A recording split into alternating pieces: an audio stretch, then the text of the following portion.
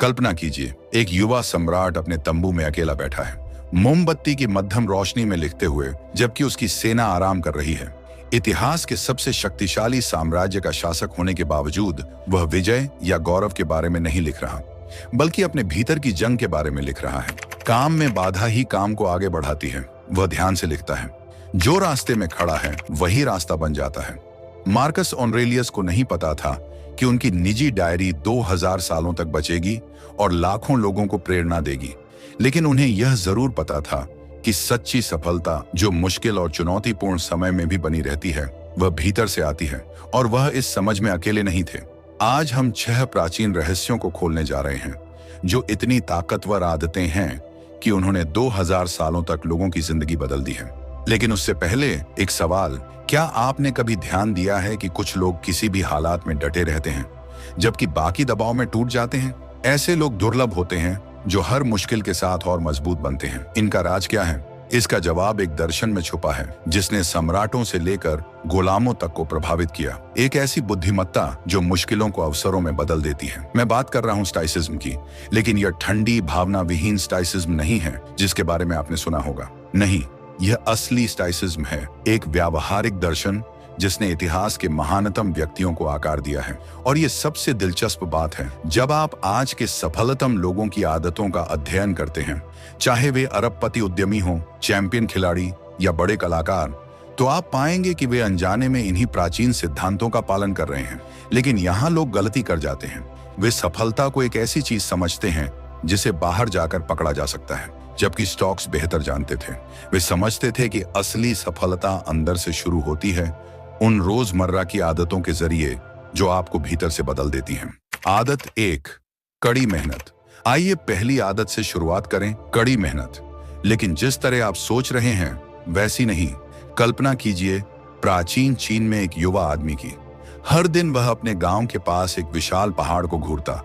जहां बाकी लोग इसे एक अडिग बाधा के रूप में देखते, वहीं वह इसमें कुछ और देखता। उसने एक फावड़ा उठाया और पहाड़ को तोड़ना शुरू कर दिया। लोग हंसने लगे। तुम इस पहाड़ को कभी नहीं हटा पाओगे, यह नामुमकिन है, उन्होंने कहा। वह बूढ़ा आदमी मुस्कुराया और जवाब दिया, हो सकता है मैं इसे अपने जीवन काल में पूरा न कर पाऊं, लेकिन हर दिन यह पहाड़ छोटा हो रहा है और मेरी दृढ़ता और मजबूत हो रही है, और मेरे बेटे हैं, उनके बेटे होंगे। इस पहाड़ का कोई चांस नहीं। यह कहानी चीनी इतिहास में मूर्ख बूढ़ा जिसने पहाड़ हिला दिया के नाम से मशहूर हुई। लेकिन ज्यादातर लोग एक बात मिस कर जाते हैं। यह कहानी पहाड़ के बारे में नहीं है, यह उस बदलाव के बारे में है जो हर दिन अपने पहाड़ को तोड़ने से आपके भीतर होता है। एपिक्टेटस, जो एक गुलाम थे और इतिहास के महानतम दार्शनिकों में से एक बने, ने इसे इस तरह कहा, मुझे मत बताओ कि किसी के सिद्धांत क्या हैं, मुझे बताओ कि वह क्या करता है और मैं तुम्हें उसके सिद्धांत बता दूंगा। यहाँ आधुनिक हसल कल्चर गलती कर जाती है। बात यह नहीं है कि आप खुद को थकावट तक काम करें, बात यह है कि आप हर दिन एक उद्देश्य के साथ जुटें, ये जानते हुए कि हर छोटा कदम आपके हालात और आपके चरित्र को नया आकार दे रहा है। थोड़ा सोचिए, हर बार जब आप कठिन रास्ता चुनते हैं, जल्दी उठना, एक और कोशिश करना, एक कठिन बातचीत करना, तो आप सिर्फ काम नहीं कर रहे होते, आप कुछ ऐसा बना रहे होते हैं जो सफलता से कहीं ज्यादा मूल्यवान है। आप उस आंतरिक शक्ति को बना रहे होते हैं जो सफलता को अटल बना देती है। आदत 2, धैर्य। अब बात करते हैं दूसरी आदत की, धैर्य। लेकिन मैं आपको एक ऐसी कहानी सुनाने जा रही हूँ जो आपने शायद ही पहले सुनी हो। यह कहानी अरबी साहित्य का रुख बदलने वाले एक व्यक्ति की है। अल मुतनब्बी, जिन्हें आज अरब जगत का सबसे महान कवि माना जाता है, ने अपने युवावस्था के कई साल सीरिया के रेगिस्तानों में भटकते हुए बिताए। वह सिर्फ प्रेरणा की तलाश में नहीं थे, बल्कि सबसे कठिन तरह का धैर्य सीख रहे थे। रेगिस्तान में बेदुइन कबीलों के साथ रहते हुए उन्होंने देखा कि वे पृथ्वी के सबसे कठोर वातावरण में कैसे जीवित रहते हैं। उन्होंने महसूस किया कि रेगिस्तान को आपकी समय सीमा से कोई मतलब नहीं है।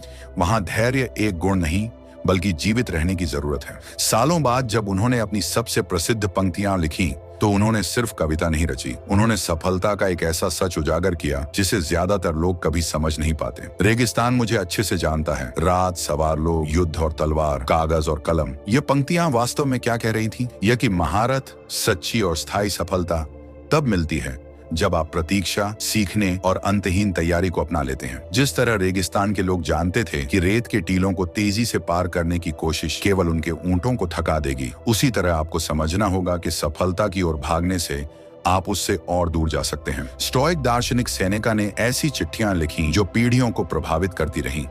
एक में उन्होंने लिखा, कोई भी अच्छी चीज अपने मालिक को तब तक खुश नहीं कर सकती जब तक वह उसे खोने के लिए तैयार न हो। सोचिए, सच्ची सफलता वह जो आपको इसे खोने के डर से परेशान नहीं करती, उस धैर्य की मांग करती है जो ऐसी नींव बनाने के लिए जरूरी है जो कभी डगमगाए नहीं। हर रातों रात मिली सफलता की कहानी पर ध्यान दीजिए। अगर गहराई से देखें तो आप पाएंगे कि उसके पीछे सालों की धैर्यपूर्वक तैयारी छुपी है। वह उद्यमी जो अचानक मशहूर हो गया, उसने 5 साल प्रयोग और असफलता में बिताए। वह कलाकार जो अचानक कामयाब हो गया, वह उस समय अभ्यास कर रहा था जब बाकी लोग सो रहे थे। लेकिन यहाँ सबसे महत्वपूर्ण बात है जो लोग अक्सर भूल जाते हैं, धैर्य निष्क्रिय नहीं है। इसका मतलब यह नहीं कि आप बैठकर सफलता का इंतजार करें। यह प्रक्रिया में खुशी ढूंढने के बारे में है। ये समझने के बारे में है कि जो भी कौशल आप अभी सीख रहे हैं, जो भी रिश्ते आप बना रहे हैं और जो भी छोटी छोटी जीत आप हासिल कर रहे हैं, वे सभी मिलकर कुछ ऐसा बना रहे हैं जिसकी कल्पना आप अभी नहीं कर सकते। स्टोइक दर्शन में समय को समझने का एक अद्भुत तरीका था। वे समय को एक नदी की तरह देखते थे जो लगातार बहती रहती है। आप पानी को पकड़कर उसे तेज नहीं बहा सकते, लेकिन आप बेहतर जहाज बना सकते हैं, बेहतर उपकरण तैयार कर सकते हैं और इसे सही तरीके से इस्तेमाल करना सीख सकते हैं।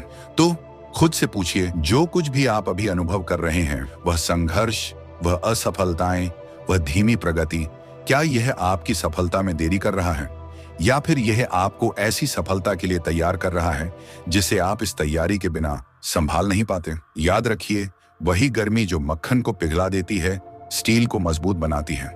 आपकी चुनौतियां आपके दुश्मन नहीं हैं, वे ऐसे औजार हैं जो आपको एक ऐसे व्यक्ति में ढाल रही हैं जो सफलता को संभाल सके जब वह आपके पास आए। आदत 3, त्याग।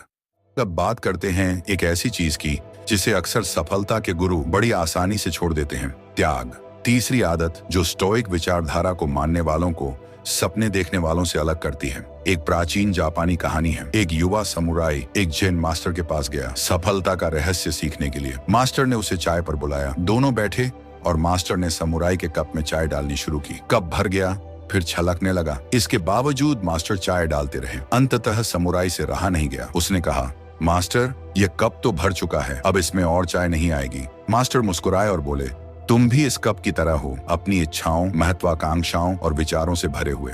जब तक तुम खुद को खाली नहीं करोगे, नई चीजें कैसे सीखोगे? यह कहानी सिर्फ सीखने के बारे में नहीं है, ये उस मूलभूत सत्य पर रोशनी डालती है जो हर सच्चा सफल व्यक्ति समझता है। कुछ नया पाने के लिए पहले आपको कुछ पुराना छोड़ना होगा। एपिक्टेटस ने इसे बड़ी खूबसूरती से कहा था, अगर तुम सुधार चाहते हो तो मूर्ख और अज्ञानी कहलाने के लिए तैयार रहो। जरा सोचिए, क्या आप खुद को मूर्ख दिखने देने के लिए तैयार हैं, सिर्फ इसलिए कि आप कुछ नया सीख रहे हैं? क्या आप अपने कंफर्ट जोन को छोड़ने के लिए तैयार हैं? क्या आप अपने वर्तमान पहचान को त्यागने के लिए तैयार हैं ताकि उस व्यक्ति में बदल सकें जो आप बन सकते हैं? लेकिन यहाँ पर लोग त्याग का गलत मतलब निकालते हैं। वे सोचते हैं कि त्याग का मतलब है उन चीजों को छोड़ना जो उन्हें पसंद है। असल में त्याग का मतलब यह नहीं है। सच्चा त्याग वह है जब आप किसी और चीज से इतना प्यार करते हैं कि बाकी चीजों को छोड़ना स्वाभाविक लगता है। प्राचीन अफ्रीका से एक कहानी है जो इसे बेहतरीन तरीके से समझाती है। माली के राजा मनसा मूसा, जिन्हें मानव इतिहास का सबसे धनी व्यक्ति माना जाता है, अपने राजत्व से पहले ज्ञान के विद्यार्थी थे।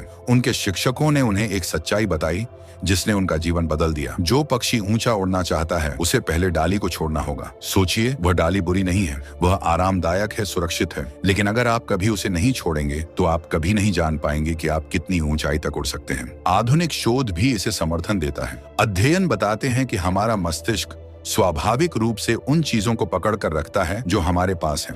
इसे एंडाउमेंट इफेक्ट कहते हैं। हम उन चीजों को ज्यादा महत्व देते हैं जो हमारी हैं, भले ही वे हमें आगे बढ़ने से रोक रही हों। लेकिन स्टोइक इस सच्चाई को गहराई से समझते थे। मार्कस ऑरेलियस ने अपनी डायरी में लिखा, फैसले को छोड़ दो, मुझे चोट पहुंची है, इस सोच को छोड़ दो और खुद चोट भी चली जाएगी। ये भावनात्मक त्याग के बारे में है। उन कहानियों को छोड़ देना जो हम खुद को सुनाते हैं और जो हमें छोटा बनाए रखती हैं। लेकिन अब इसे व्यावहारिक बनाते हैं। इसका आपके लिए क्या मतलब है? इसका मतलब है कि सफलता आपसे यह स्पष्टता मांगती है कि आप क्या छोड़ने को तैयार हैं। यह हो सकता है सुबह देर तक सोने का आराम, उस नौकरी की सुरक्षा जो अब आपकी काबिलियत से छोटी हो चुकी है, वह पहचान जहां आप कभी असफल नहीं होते क्योंकि आपने कभी ईमानदारी से कोशिश ही नहीं की। स्टोइक एक शक्तिशाली सवाल पूछते थे, आप किन चीजों को पकड़े हुए हैं जो आपको पीछे रोक रही हैं? अब आप खुद से यह सवाल पूछिए, क्या आप उस डाली को छोड़ने के लिए तैयार हैं ताकि आप अपने जीवन की असली उड़ान भर सकें।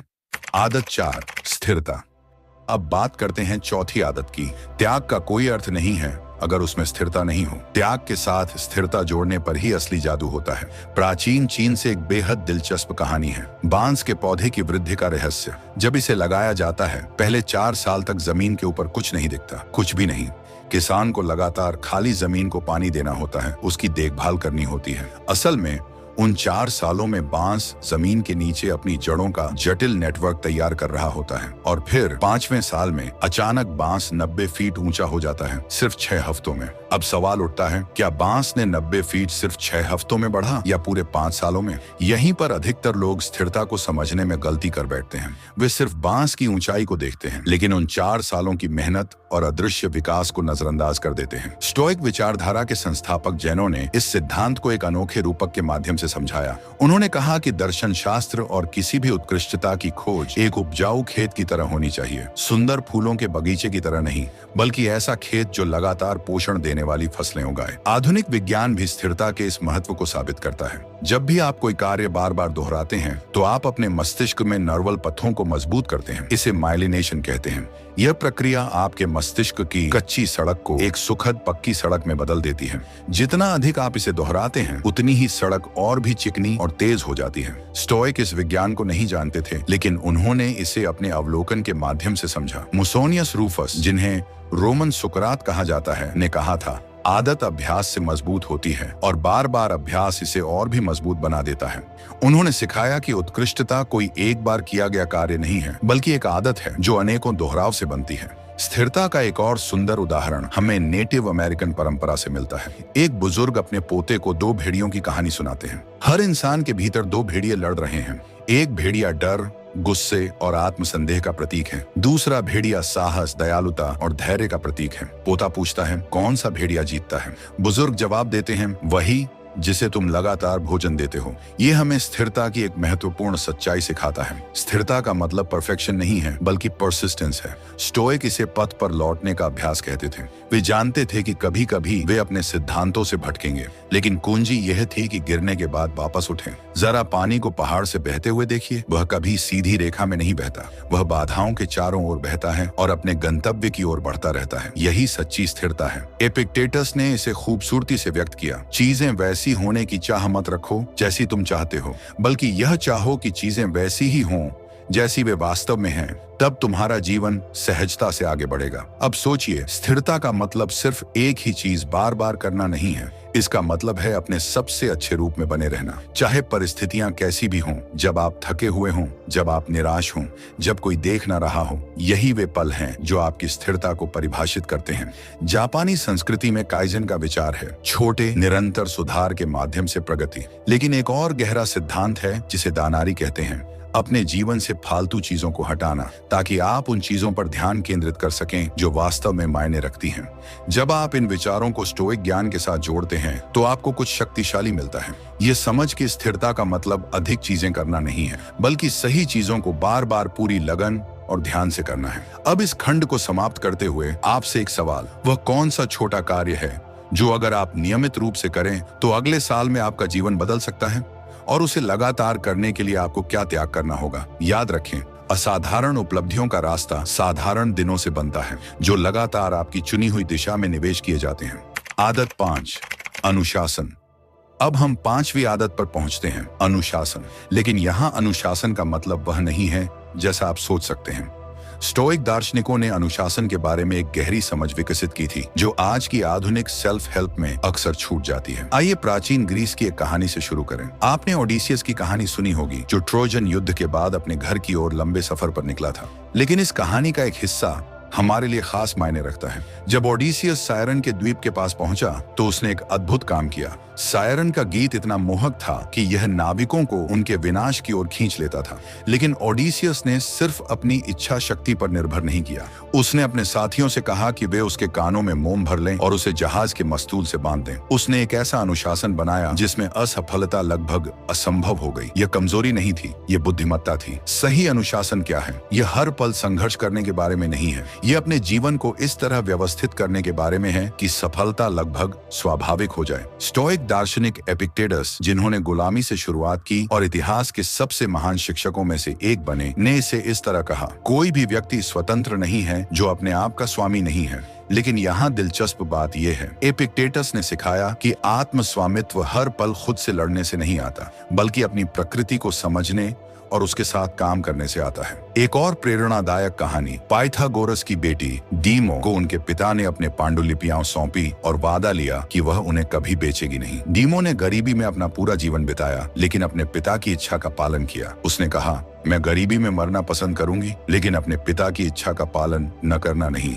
ये सिर्फ हठधर्मिता नहीं थी, ये उद्देश्य की इतनी स्पष्टता थी जिसने अनुशासन को स्वतः स्फूर्त बना दिया। आधुनिक मनोविज्ञान इसे चॉइस आर्किटेक्चर कहता है, अपने परिवेश को इस तरह से तैयार करना कि अच्छे निर्णय लेना स्वाभाविक बन जाए। स्टोइक 2000 साल पहले ही इसे समझ चुके थे। मार्कस ऑरेलियस ने लिखा कि वह अपने बिस्तर को जमीन पर रख देते थे ताकि लंबे समय तक सोने का लालच न हो। उन्होंने अपनी आराम की इच्छा से लड़ाई नहीं की, उन्होंने विकल्प ही हटा दिया। यहीं पर लोग अनुशासन को गलत समझते हैं। वे इसे प्रतिरोध मानते हैं, हर चीज को ना कहने का अभ्यास। लेकिन असली अनुशासन हाँ कहने के बारे में है, किसी बड़ी चीज के लिए। ये एक नजरिए के बारे में है जो इतनी प्रेरक हो कि वह आपको खींचकर आगे ले जाए, बजाय इसके कि आपको खुद को धक्का देना पड़े। चीन की एक प्राचीन कहानी पर विचार करें। प्रसिद्ध धनुर्धर यी से किसी ने पूछा, अगर आप निशाना चूक गए तो क्या होगा? यी ने जवाब दिया, एक मास्टर धनुर्धर लक्ष्य को लेकर चिंतित नहीं होता, वह अपने फॉर्म को सही करने की चिंता करता है। फॉर्म को सही करो और लक्ष्य पर निशाना लगाना स्वाभाविक हो जाएगा। यही है असली अनुशासन। ये इच्छा शक्ति के संघर्ष से नहीं, बल्कि समर्पित अभ्यास के स्वाभाविक प्रवाह से आता है।